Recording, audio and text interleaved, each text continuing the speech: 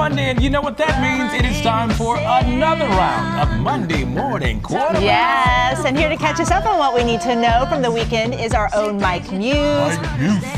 We're playing this song because Miley won her first Grammy. Mike, you were there. It's still groovy. He's still singing along. No sleep. I want to know, what do you think were the big takeaways from the night? Oh, sorry, back to me. Good morning, everyone. So happy to see you. Obviously, we're paying Miley Cyrus right now, and she had such a great night, taking home her Grammy for Flowers, and she gave us an incredible rendition of Flowers, performing live with that. I love that performance that she did because it felt very free. I think Miley's in a very interesting place where it feels like she cares, but it doesn't feel like she cares. And I think that shows the freedom and liberation of her performance. Let's talk about the great performances. I mean, where do we start? Tracy Chapman, Fantasia, John Baptiste, Billy Joel. I mean, that's it right there. And the way, even DeMarco, that the Grammys opened up with Tracy. I mean, first, Dua Lipa opened up with Dua Lipa, which gave an incredible performance. But for me, the moment was Tracy Chapman and Luke Combs.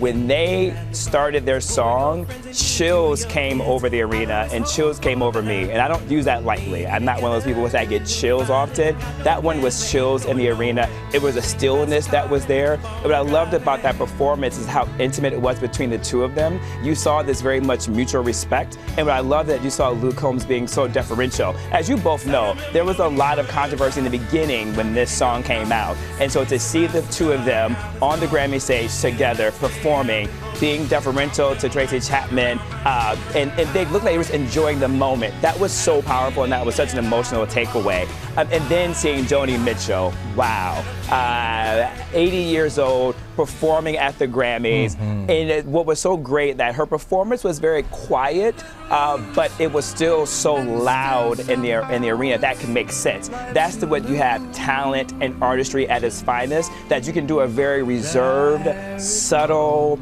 nuanced performance, and that can still fill the arena with emotion. That's what music's biggest night is all about, is emotion and feel. Even if you look at the honorarium, in memoriam that we saw that lasted over 20 minutes. But I've never seen an in memoriam done so well with such intentionality. When Stevie Wonder came out and did the duet with Tony Bennett, it felt like Tony Bennett was in the arena, the way they produced that. It felt intimate, it felt alive. And then we can take it to John Baptiste and Ann Nesbitt and honoring Clarence Avant with that celebration. That was really a celebration of life when you think about passing away. It was about life, celebration. Shout out to Jimmy Jam and Terry Lewis to help produce that. And come on, Annie Lennox giving the tribute to Sinead O'Connor. When she came up, the room got shifted, the energy did. A lady next to me was actually in tears with that performance. And that actually was, too, the first time that political activism and social commentary got invoked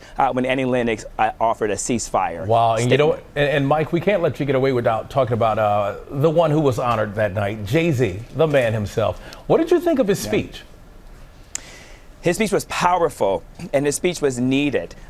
In the arena, he took us through a wide range of emotions. We started out being very celebratory and excited for him to get this award. You saw this girl dad moment with him and Blue Ivy. We saw him reference something that was very popular where Blue Ivy called the Grammy. She always had her sippy cup that was next to her when she was a little girl. We see her grew up.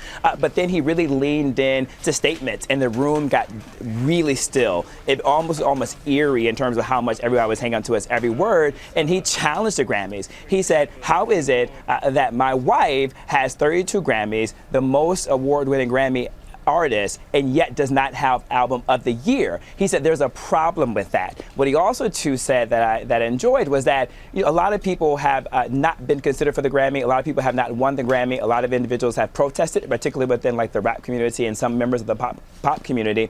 But what he was saying is that, yes, protest, but we still want to be part of the Grammys. We just want you guys to get it right. And even DeMarco, that reminded me so much of our democracy, right? We don't have this perfect union, but through our votes, we can always make it more perfect. And I think that is what he was trying to say with the Grammys. Do better, get it right, and honor those who should be honored. All right, Mike.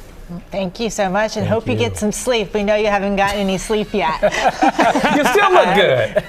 And shout out to Taylor Swift, really quickly, who won Album of the Year. This is Taylor's year. This is her moment. Congratulations to her for taking home Grammy's top prize. And shout out to my nephew, Sam Dew, who also helped assisted with that project. I love it. Cool. Congrats to all the Swifties. All right, Mike, thank you again. We appreciate it.